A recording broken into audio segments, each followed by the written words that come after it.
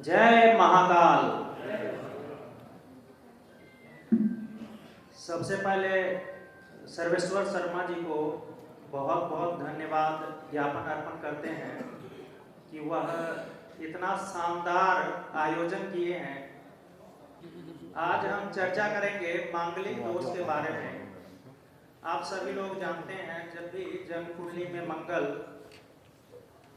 पहले, चौथे, 7वें, 8वें, 12वें घर में बैठते हैं तो यह जन्म कुंडली से मांगलिक दोष का निर्माण करते हैं और इसका प्रभाव हम सभी लोगों के जीवन में 40% पड़ता है।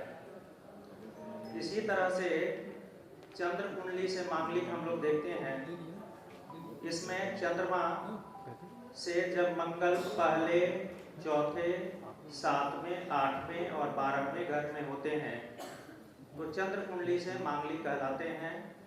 और इन तरह के जातक के जीवन में 30% मंगल का प्रभाव देखा जाता है।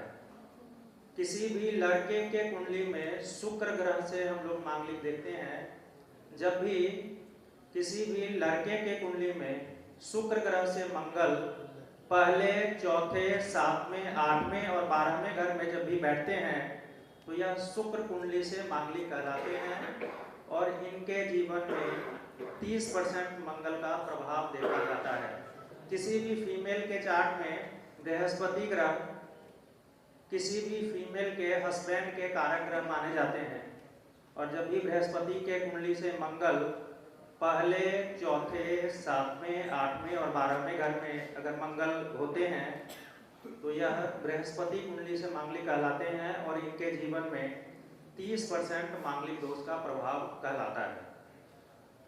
किसी भी मेल के जन्म कुंडली में, चंद्र कुंडली में और शुक्र कुंडली में अगर मंगल तीनों में अगर रहता है तो इन तरह के लोग पूर्ण मांगलिक कहलाते हैं।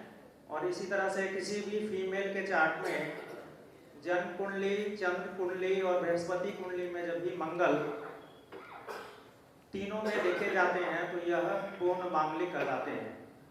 तो जनरली ज्योतिष शास्त्र में व्यवधान है, तो जब भी कोई जन्म कुंडली से जब भी कोई भी लड़का अगर पूर्ण मांगलिक हैं तो उनको पूर्ण मांगलिक के साथ ही शादी कराया जाए या आंशिक मांगलिक के साथ शादी करवा सकते हैं।